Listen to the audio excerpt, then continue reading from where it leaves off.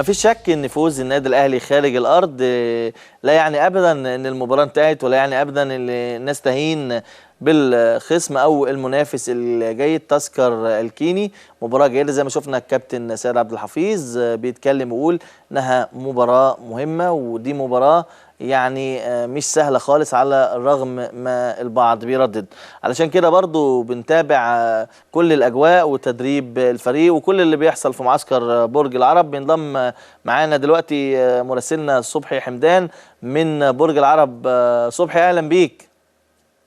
اهلا بيك استاذ جهاد، اهلا بمشاهدي قناه الاهلي في كل مكان.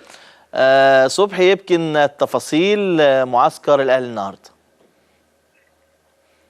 على وجه التحديد يا استاذ جهاد، النادي الاهلي فريق الاهلي وصل تقريبا الساعه 1 الا ربع لفندق الاقامه، مقر الاقامه.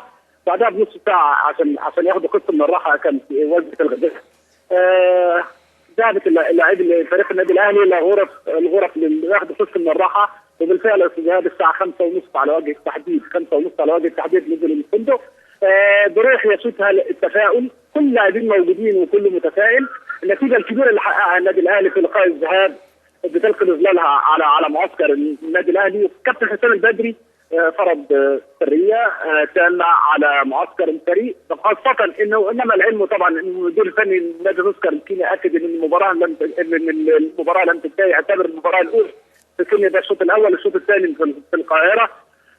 عايز اقول لك يا استاذ جهاد حاله من التفاؤل، حاله من الود والوئام موجوده، والثنائيات موجوده بين لاعبي النادي الاهلي. الكل مقبل على التمرين بروح عاليه جدا، الكل عنده امل في المشاركه، وخاصه النتيجه الكبيره اللي حققها زي ما قلت لحضرتك في اللقاء الاول بتدي جميع اللاعبين الموجودين في المعسكر امل انهم كلهم دور في المباراه الثانيه. التمرين اقيم على الملعب الرئيسي لاستاد برج العرب زي ما حضرتك عارف. تقريبا الساعه السادسه، ورجعوا للفندق حوالي الساعه 7:15 تقريبا. يمكن بعد العودة هل شافوا، اعتقد ان في محاضرة، هل المحاضرة انتهت ولا لسه؟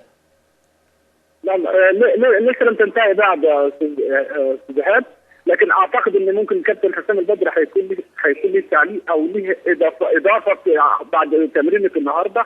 واعتقد برضه يا استاذ جهاد ان هو الكابتن حسام البدري مش هيفكر انه يعمل التشكيل دلوقتي كالعاده قبل المباراه بساعات في فندق الاقامه.